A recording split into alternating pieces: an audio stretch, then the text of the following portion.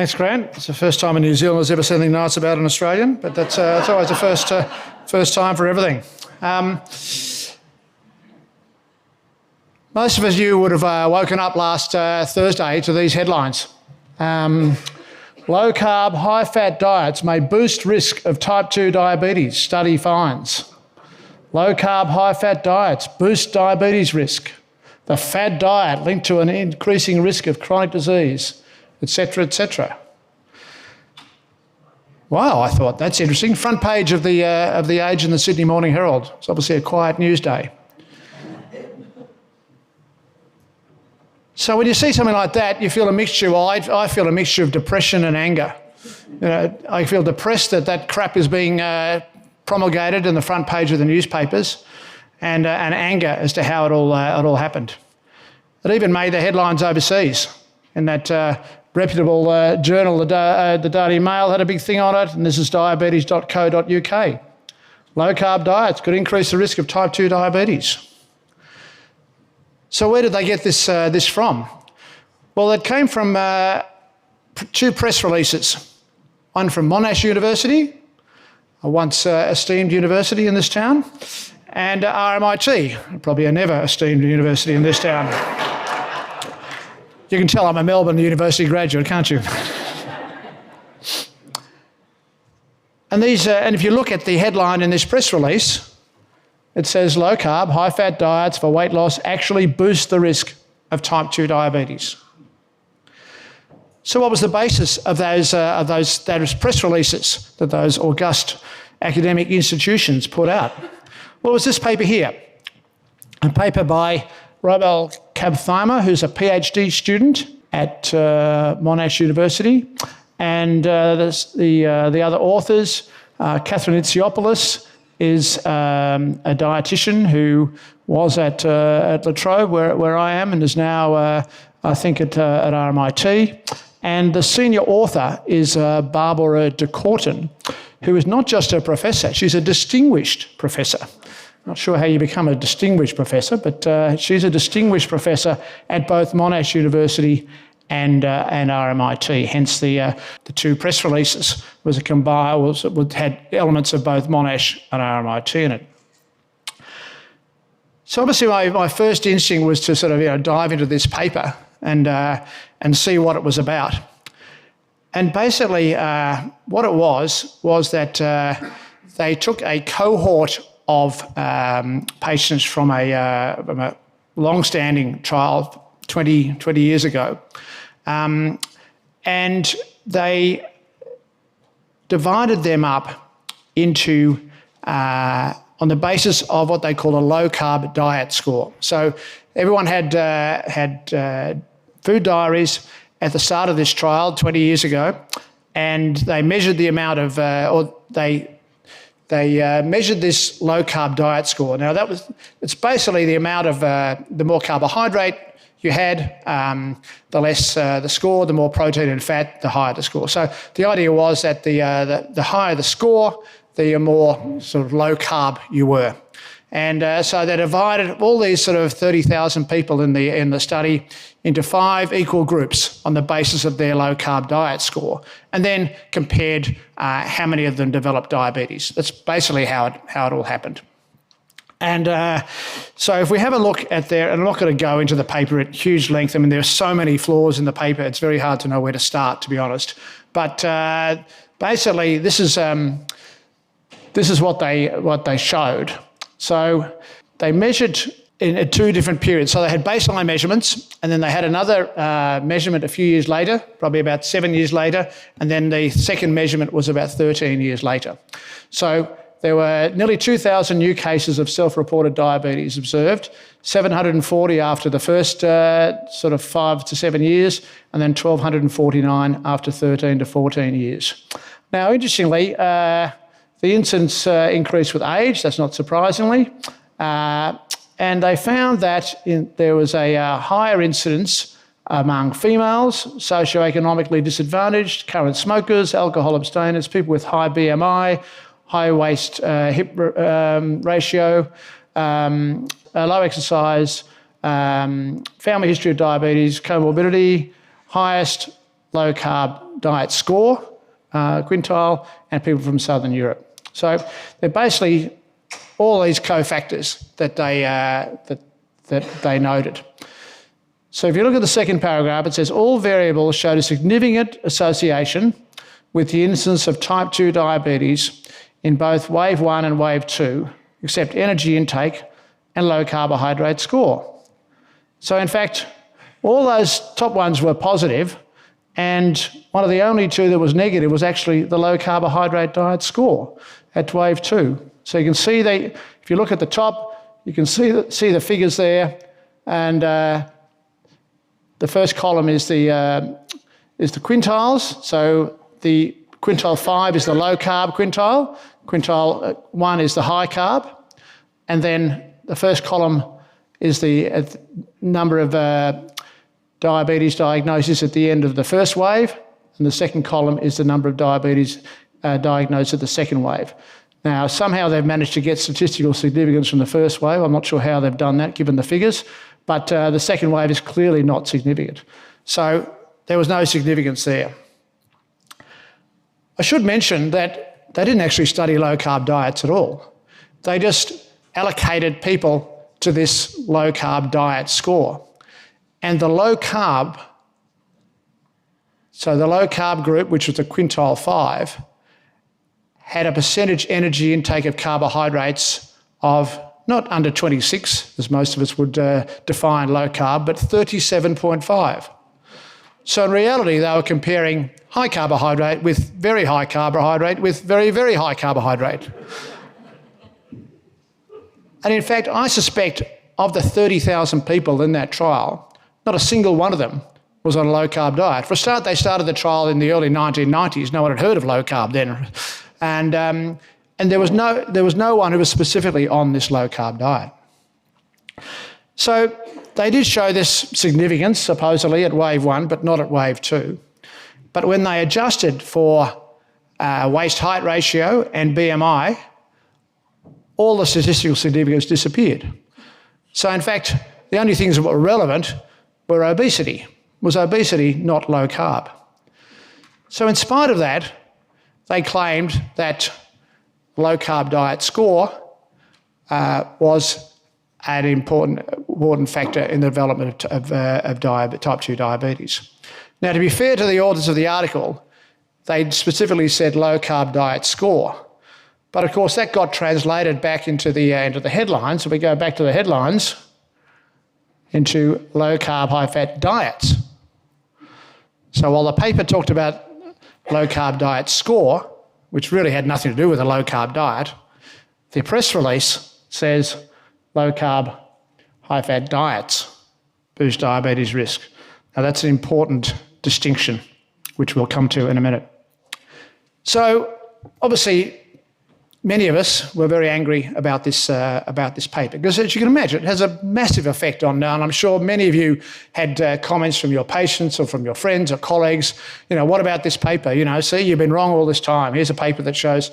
And the sad thing nowadays, when I was a medical student, about a couple of centuries ago, when something was published in a medical journal, we all thought, we believed it. That's right. That's correct. That's gospel. It's published. It's been through this rigorous peer review system, sent out to a couple of reviewers, and then the editors look through it, and there's a very rigorous review. Unfortunately, nowadays, you pay your money, you get published, and if you pay a certain amount of money to the journals, who all are incredibly profitable. They're, I think Grant was pointing out before, they're the most profitable business around on the basis of their margins. You pay your money and you get published. And really, they will publish anything. They go through a token peer process, but they'll publish anything because you pay to get it published. And clearly this was the case in this one. So a number of us sort of got on our high horse and published some rebuttals. I wrote a rebuttal which we put up on the Defeat Diabetes website. A number of other people put out rebuttals. Nina Teicholz, who you'll be hearing from on Saturday, wrote a very good article in which she quoted this paper quite a lot, which she titled "Is There a Propaganda Campaign Against Low Carb?" which is an interesting topic in itself. And Zoe Harcum, who many of you would follow. For those who don't know Zoe's a Welsh PhD researcher who writes a Monday newsletter every week. She's just published her 700th last week. And it's absolutely the highlight of my week, getting Zoe's newsletter, because she basically rips apart every nutrition paper that is published, and is very critical of the quality of nutritional epidemiology in particular. So I just thought I'd share her executive summary of her newsletter this week, which came out on Monday. And I sent the study to her when it was published, and we've been back and forward a couple of times with a few discussions. So an Australian study aimed to blah, blah, blah. The study concluded that the LCD, the low carbohydrate diet score, was associated with an increased risk of type 2 diabetes. The lowest carb group averaged 38% of their diet. A low carb diet has not been studied, therefore. The differences in energy intake were absurd. And then at the bottom, the study did not adjust for obesity. When it did, there were no findings. So this was a very obvious rebuttal, a very easy rebuttal. You just had to read I'm not a highly trained academic, but I could see flaws in that as soon as I read it. And so, as well as publishing those rebuttals, a group of us sort of got together and we've done a couple of other things. So the first thing I did was I wrote to the senior author, distinguished Professor Barbara de Courton, and I just bear with me, and I haven't had time to edit this because I only prepared this talk at midday today at Rod's request. I've just put down the correspondence that I had with the senior author, okay? So the top bit is me. So I said, it seems you did not study a low-carb diet at all. The lowest quintile was 37.5 of total energy. No one would consider that to be low carb, which is defined by most as less than 26%, and many would argue even lower. So you actually compared a high-carb diet score with a very high-carb diet score. So her response was, we have used a low-carbohydrate diet score to classify our study population into 5 groups based on the score and not based on merely percent of carbohydrates as indicated in the methods section. Well, it pretty much was percentage. She also took into consideration fat and protein, but basically it was percentage of carbohydrate.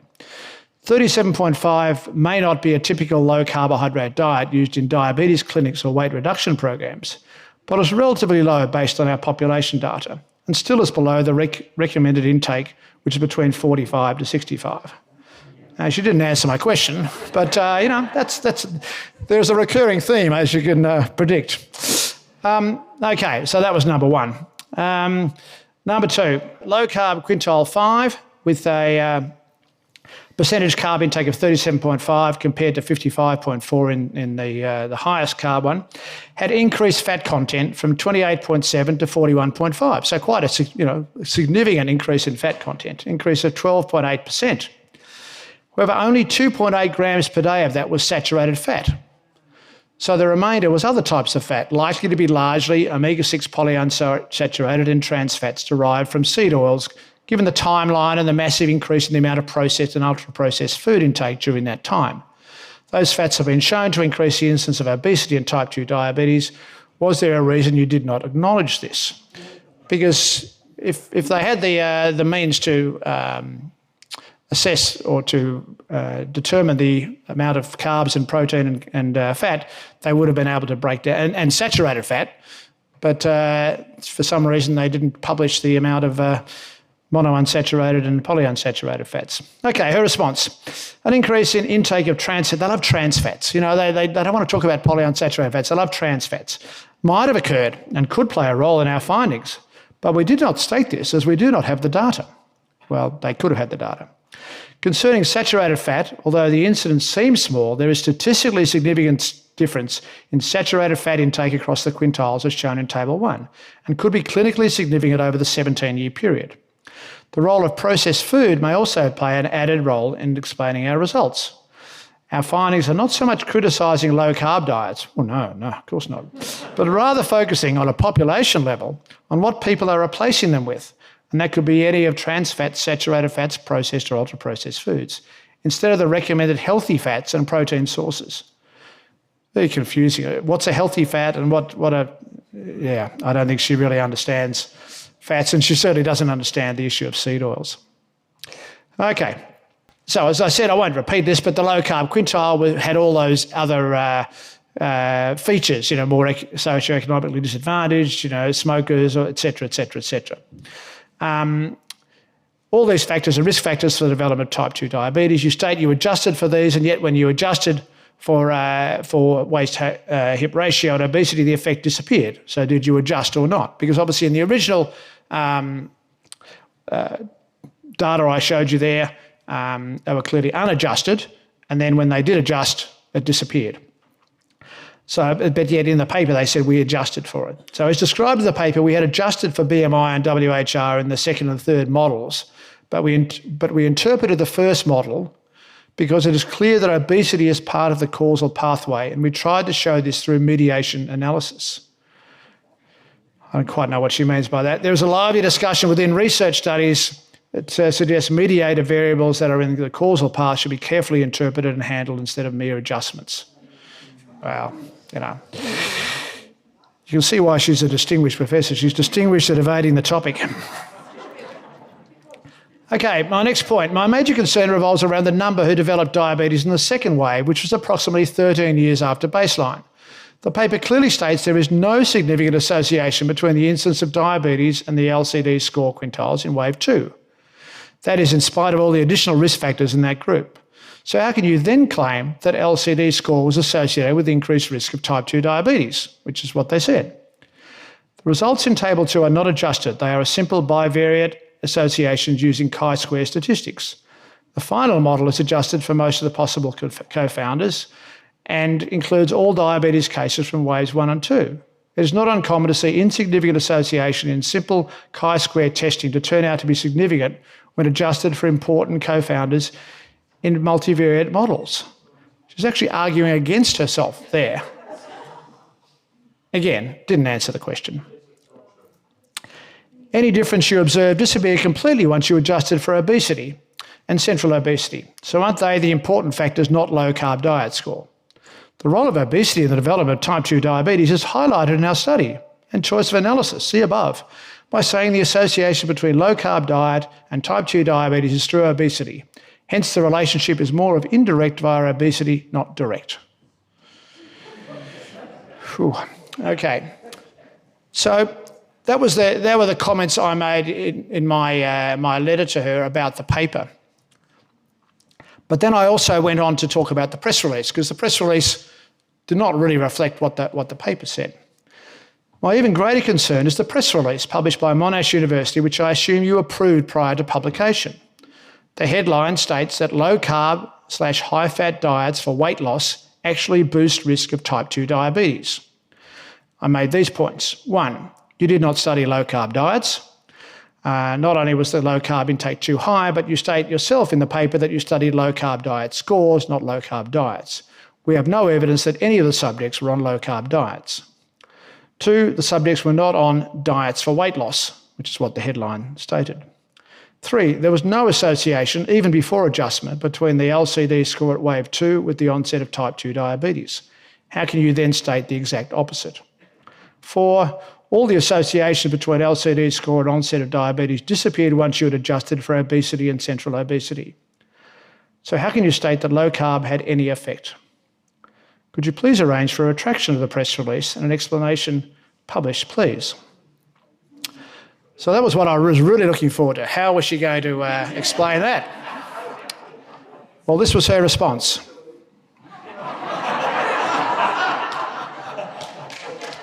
No, there's not another slide coming. That was her response. So she completely ignored the part of the letter that referred to the press release, which was pretty interesting.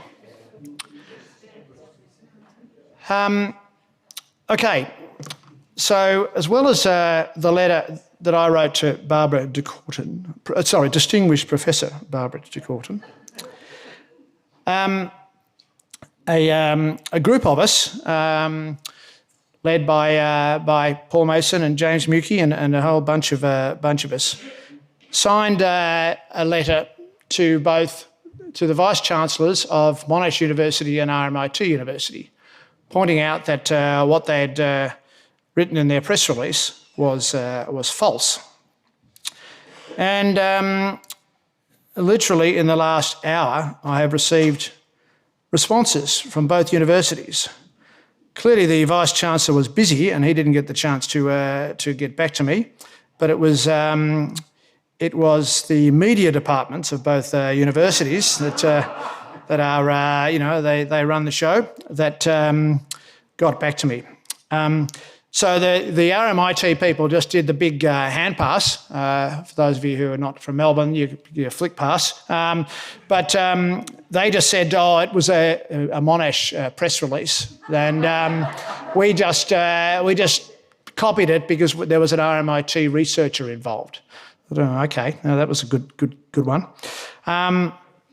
But this is the reply from the Monash people, and I don't have a slide of it, I'm sorry, but it was literally it arrived at 1:34 this afternoon.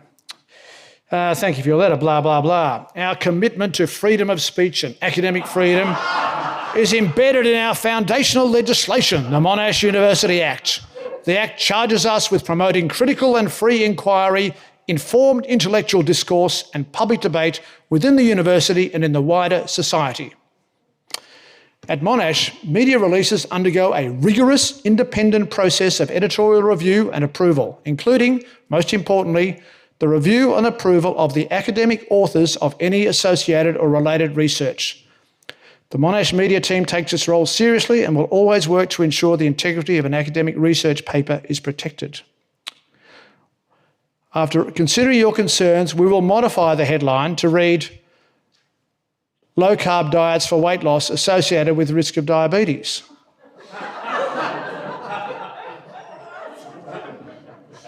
We confirm that both the content and the headline were approved by the researcher, Professor, or they left out the distinguished, by just Professor Barbara de Courton. So basically, they don't want anything to do with it.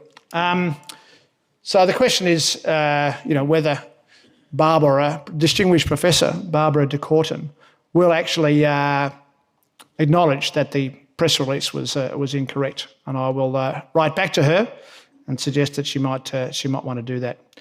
But all in all, it's a very depressing story, and I'm sorry it's taken so long, and I've gone through all that sort of stuff. But it does make you a bit depressed because the impact that article has had is massive. The impact that our rebuttals and so on gets seen by a small group of people, and that's about it.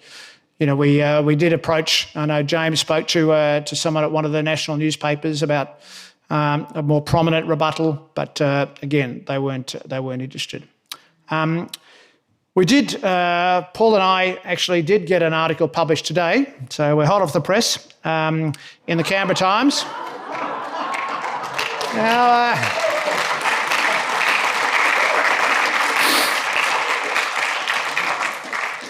so the Canberra Times is part of a bigger group, ACM, that have not just the Canberra Times, but they have basically all these sort of regional newspapers in the country. They have 100,000 online subscribers, so it's not insignificant. And the other thing is that politicians read the Canberra Times. But the editor there has always been very supportive of what the work we do, and it's published, you might remember a year or two, they had a number of articles promoting, defeat diabetes and low carb in general. So the editor contacted us actually and said, would you like to write a rebuttal? And Paul and I, hesitated for 0.1 of a second and said, yep. And as usual, when Paul and I do things, I wrote a beautifully eloquent reply, which he said, I'll just edit a bit, and it came back and there wasn't a single word that I'd written. But, that's par for the course for Dr. Mason, and he's much smarter than me, so there we go. Anyway, that's the story of the Monash study. Bloody annoying, really frustrating. It just shows that the depths that academia has sort of descended to, in not just in this country but elsewhere. And particularly, for some reason, nutrition academia is the worst of all. And I don't know why, but for some reason, you look at all the papers that are published, and most of them are absolute rubbish. And the quality of paper is really poor. But I don't know what else we can do. I'll write back to distinguished Professor de Courton, and I'll even offer to meet her for a coffee. She'll probably have 3 sugars in her coffee, but that's okay. What do you do? I don't know. I'm happy to. I'd love to get suggestions and hear what people have to say, Grant. But that's about all I've got to say. I'm just angry and pissed off, grumpy.